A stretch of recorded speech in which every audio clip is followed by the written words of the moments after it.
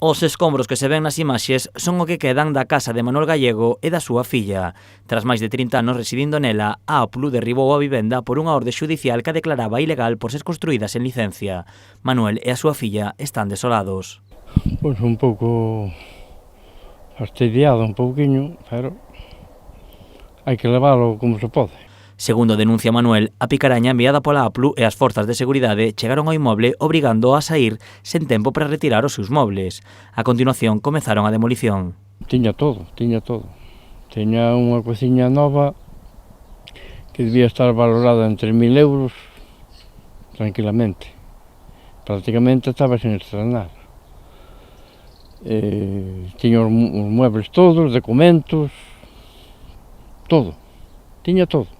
Tamén denuncia a actuación policial. As forzas de seguridade obrigárono a sair de todo o terreo. Un guardia nacional tiroume de chan. Bueno, para min, viñeron máis. Eu depois xa non me enterei. Tiráronme, meteron as esposas aí e leváronme para o camiño. Manuel insiste en descoñecer o motivo polo cal derrubaron a súa casa, aínda que dende a APLU sinalan que o proceso realizouse correctamente, que se avisou en todo momento e que a casa foi derrubada ao ser construída sen licenza en chan rústico. O home culpa unha veciña de ser a denunciante da súa situación e cree que o seu abogado puido facer moito máis. Porque ele díxome, mentres que a mí non me avisan, ti estate tranquilo. E resulta que ele non me avisou, viñeron, veu Apolo aquí, viñeron e nada máis. Sen casa, cos seus mobles amontoados e sen lugar onde dormir, Manuel e a súa filla tiveron que dormir algúns días nun galpón próximo á vivenda no que teñen animais.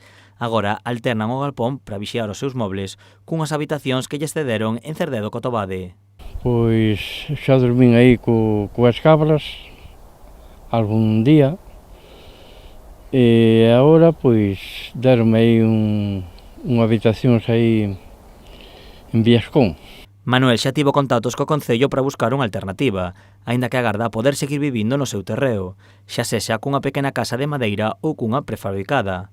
O home quixo agradecer o cariño recibido polo resto da veciñanza que se involucrou para axudalo.